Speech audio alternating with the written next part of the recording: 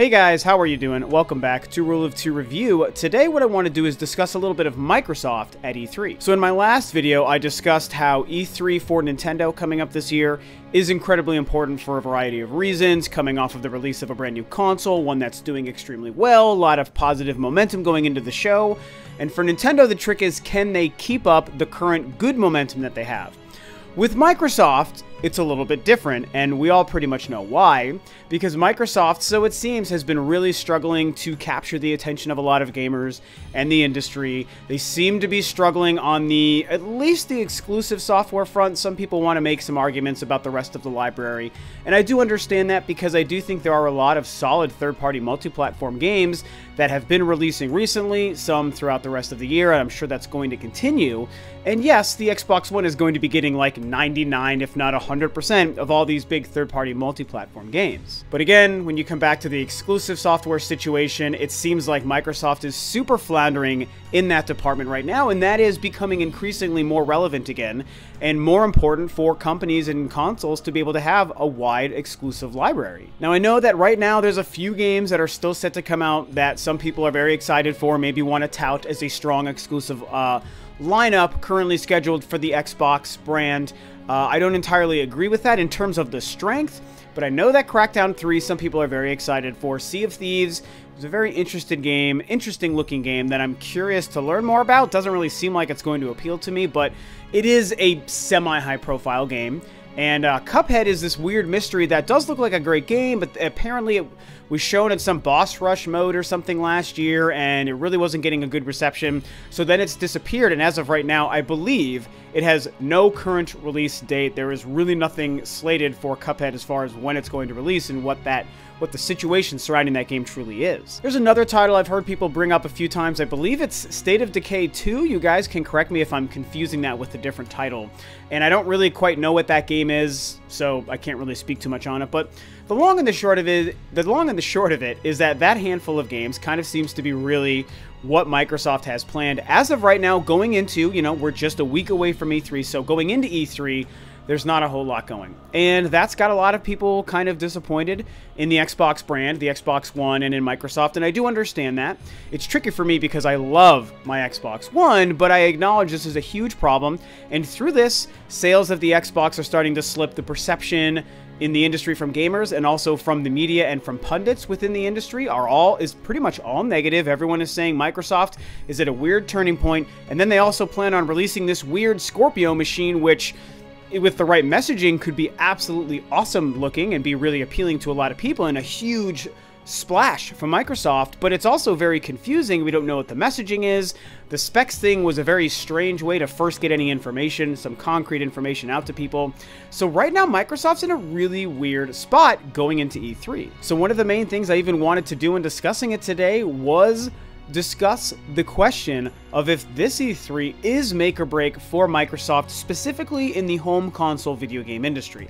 Obviously not Microsoft as a company, because they're gigantic. I mean, they're not going to have any problems struggling to make revenue. They're not going to go under. Microsoft is fine. But the Xbox brand, which is one tiny little division within all of the different divisions that Microsoft has, seems to be what's potentially on the table as, is this going to continue or is this not going to continue? And with E3 coming, is this a situation where Microsoft has to wow the gamer and wow the industry and impress all the consumers out there and show everyone, hey, we are here to stay. We believe in the Xbox brand. We believe in the Xbox One and the Scorpio and whatever that turns out to be over the next couple of years. And to prove it, here's all of these things. Here's these good-looking products for the Xbox brand. Obviously, Kinect's not going to come back. Maybe they have their own sort of VR thing they're trying to do, although I think they're supposed to work with Oculus as far as I understand it there. So maybe they're going to start pushing VR and Oculus a little bit, and there's some sort of business deal there. Hopefully, we get a bunch of exclusive titles, a bunch of new game announcements, whether they're multi-platform or exclusive. Hopefully, obviously the big thing, the big question mark is, hopefully the Scorpio looks badass. I mean, we all want it. Okay, maybe not all of us. I, as a fan of all the companies within the industry, do want the Scorpio to look badass. It's not like appealing to me. I don't expect it to be something I personally need to run out and buy, like Rob has to go get this. But I do want to see Nintendo, Sony, and Microsoft consistently be successful, consistently bring out great games and products for all people, both the games that I want to play and the games that I don't want to play, and just be successful within the industry. I think it's healthy for all three of these companies to continually do well, to have strong sales, and to have great games, because that pushes the industry forward and it challenges the competition to make better and better products. And then the only people winning out is us, the gamers. That's me, as someone who owns all three consoles and a PC, and you guys out there who own whatever you own that you like to game on. It's something that we can all reap the benefits of. And with this E3, Microsoft, like I already said, is in that precarious situation. What's tough is, I don't know that I can say for sure it's do or die for Microsoft, because I think it, in a weird way, depends on what Microsoft actually wants to accomplish. So that may sound confusing, but here's what I mean when I say that.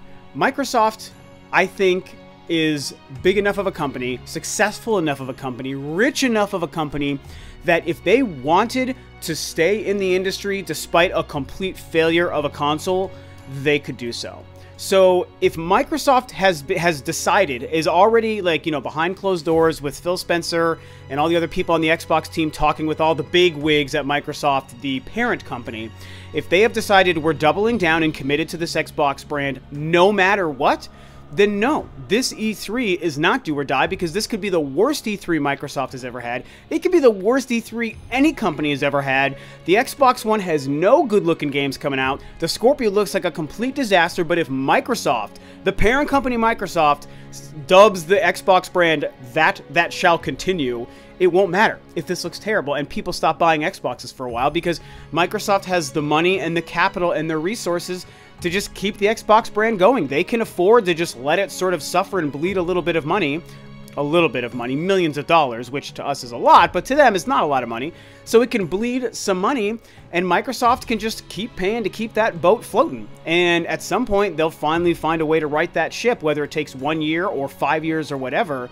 If Microsoft is committed to keeping the Xbox brand around, Xbox One, Xbox Scorpio, the next after that, then it's going to stay. So really, in my opinion, in a weird scenario, it just depends on what Microsoft wants to do. With Sony, they're kind of the middle ground. With Nintendo, for example, that couldn't be the case. Nintendo, almost every E3 is do or die, but it's usually not that serious. If Nintendo were to have a couple of bad E3s and a couple of bad years and lose money over and over and over and over and over again, at some point, yeah, they're done and they would hit that do or die scenario. And Nintendo would actually be, of the three manufacturers now, the first company that could potentially hit the chopping block, because they pretty much almost solely survive on just being a gaming company. And Sony and Microsoft, that's not the case. We all know this. They're bigger companies. Microsoft, even more than Sony, because Microsoft is a bigger, richer company than Sony. I believe. You guys may be able to check in Google Facts, and maybe somehow I'm wrong on that, and if that's the case, fine. Regardless of who's bigger, Sony or Microsoft, it kind of doesn't even really matter. It's just the simple fact that Microsoft could continue to keep the Xbox brand around if they wanted. Can't even speak today, guys. And I think that that's an important thing to take note of. Now, if we want to turn it back to whether or not they're going to have a great E3, and if they have a good or bad E3, what that means, that's a different scenario, because I think that if they have a poor E3, then it does mean that the Xbox One is going to continue to slip and become a complete disaster within the next year. The Switch, if Nintendo has a moderate to excellent E3, is going to continue its momentum, different levels of that momentum, but regardless, I think it will still continue positive momentum, and within another year or two, surpass the Xbox One. And that does, of course, depend on if Nintendo ends up somehow having a bad show, which I don't expect, but if they also had a bad show, then it's hard to figure out how the Xbox and Switch thing would actually play out. But I would expect Nintendo to have a great show, or at least an okay show. And yeah, if the Xbox, if they have a bad show, Microsoft, and that's what would happen, and then it becomes, how do you sell us on the Scorpio? And that's a whole different conversation once we've seen it, and I will discuss it with you guys once we have seen the Scorpio. But of course, if they have, just like Nintendo, an okay to very great show, Microsoft, then yeah, the Xbox brand is just going to continue to sell, and I think that they could kind of turn the fortunes of the current Xbox One and One S. And again, if the Scorpio looks great, they'll probably get a bunch of people excited to purchase that. I do think that how Microsoft is hedging their bets against the Scorpio right now, and as we learn more after E3, will kind of give us more of an idea of how much Microsoft is committed to the Xbox brand. Maybe Microsoft, if they're not, like my theory, if they're not committed and doubling down to the Xbox brand, maybe they're using this as a wait and see. And it's like, hey, if people receive our show for the Xbox One successfully, and if the Scorpio ends up being received positively at E3 and then selling well once it launches, then great, we're going to keep this Xbox thing going for a while because I guess this little box is making us a little bit of money. That's cool. But if the show does go poorly, Xbox One sales do start to slip, and Scorpio doesn't become a big hit like they want, then they might just decide, well, yeah, we could afford to keep it around, but let's just not. You know, the Xbox thing, we've tried it for a decade and a half, not really doing its thing anymore, let's just let it go. So it really depends on so many different factors, which is why I love to take topics like this and talk about it to you guys, so I can come at it from all 4 or 5 of these different angles, because this is kind of really a weird thing when you think about Microsoft's precarious situation going into this show, and with the Scorpio being this crazy X factor. So it's hard to know what's going to happen, but I could see all of these things happening. Microsoft is completely committed, so no matter how quality their E3 and the Scorpio is this year, it won't matter. The Xbox One will stay because Microsoft can afford to keep it afloat. Or Microsoft is playing the wait-and-see game, and if E3 and the Scorpio go well, they're going to keep it around. Or they're planning on slowly phasing it out, which seems odd and probably not likely because of the Scorpio coming, but let's just say that that isn't a factor. Maybe they're just like, yeah, we're going to phase this out in 2 or 3 years. So just do what you have to do for this E3. We'll just, you know, try to recoup whenever we can throughout the next 2 years. And then we'll just let the thing die and Sony and Nintendo can just carry on. I don't really know what I see more likely, guys. I don't really see the last scenario likely because, like I said, to me, the simple fact that they're creating the Scorpio means that they're committed to the Xbox brand. Here's the craziest thing that could be happening, and the Scorpio may or may not help with this theory. Again, this is all mystery talk because we don't know really how the Scorpio is going to operate. But maybe what they plan on doing is actually turning Xbox from a piece of hardware and a console to like a service. I've had this idea in my head for a couple of months, and I never really had a reason to bring it up on a video or even a podcast. But I wonder if that's what's going to happen, and they're going to use the Scorpio to change what we think the word Xbox means. And I don't 100% know how they could do that or what they would do. I'm not a businessman. I don't work in the business of video games, so it's hard for me to actually theorize that.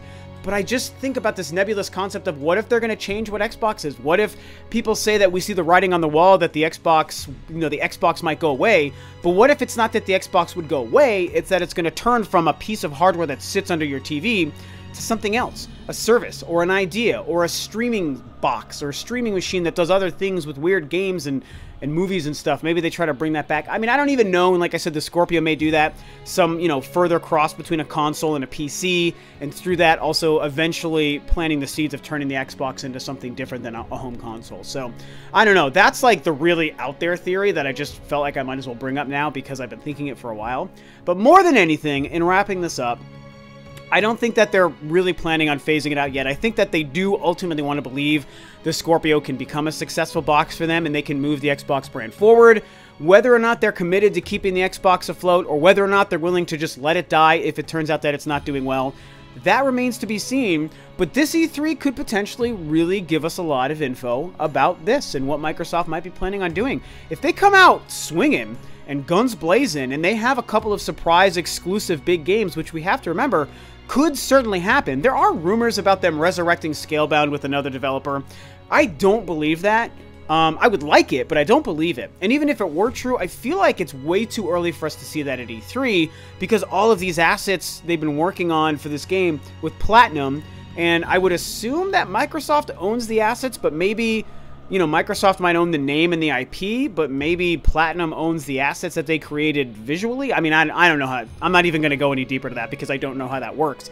But regardless, I just feel like because they'd be shifting teams from Platinum to someone else, that game would probably end up looking and playing quite a bit differently, so it might take another year or two before we would see it again, if in fact Microsoft is resurrecting it. But I do think that if they come out with a bunch of new games, it's like, whoa, we were all wrong about Microsoft. Look, they actually are trying. They actually do care. Look at all these games. Look at all these multi-platforms. Look at these exclusive. Here's a new well, they're not going to show Halo. Damn it, Microsoft. Ugh, I wish you were doing that. Hopefully some new IPs. That would be ideal. Give us some new IPs, man. And I did theorize this. A big bet that I had is that they are going to announce a first-party Microsoft game, whether it's a new IP or another sequel to some other franchise, that will launch alongside of the Scorpio. Obviously, we know, as of right now, it wouldn't be exclusive to Scorpio, but I do think they'd want a brand new first-party title that's hopefully a big deal to launch alongside of their new hardware so that they can be selling all these new things at the same time. Oh, Scorpios for everyone, new Microsoft IPs for everyone, everyone's buying software and hardware, and Microsoft's making money. That's something I could see them doing. So, anyway, I'm going to wrap this up and leave it up to you guys to discuss. What do you think could really happen with E3 and Microsoft this year? How telling of a sign do you think it's going to be? Maybe you disagree with me, where I ultimately don't think it's do or die based on what Microsoft might be doing behind the scenes. Maybe you guys do think it's do or die no matter what, and any business decision they may prefer might not be a factor here. So, really going to be interesting to see, and man, I really enjoyed talking about Microsoft at E3 as opposed to Nintendo. It was a really nice break to do that, but I do like Microsoft, man. I love my Xbox One. I love this controller. This is my favorite controller on the market right now, even over the Switch Pro controller. I really love that thing, man. It's super comfy. I like the weight and the size of it. Just a smidge better than the Switch's Pro controller, but that's a very close second. So, either way, yeah, what do you think is going to happen with Microsoft at E3, guys? Talk about your theories. Which of my theories do you agree with? Which of them don't you agree with? What are your own personal theories? It is going to be a lot of fun to see. I love predicting and talking about E3 leading up to the show. So, thanks, of course, as always, for tuning in, guys. This is Rob of Rule of Two Review, and I will catch you next time on another video.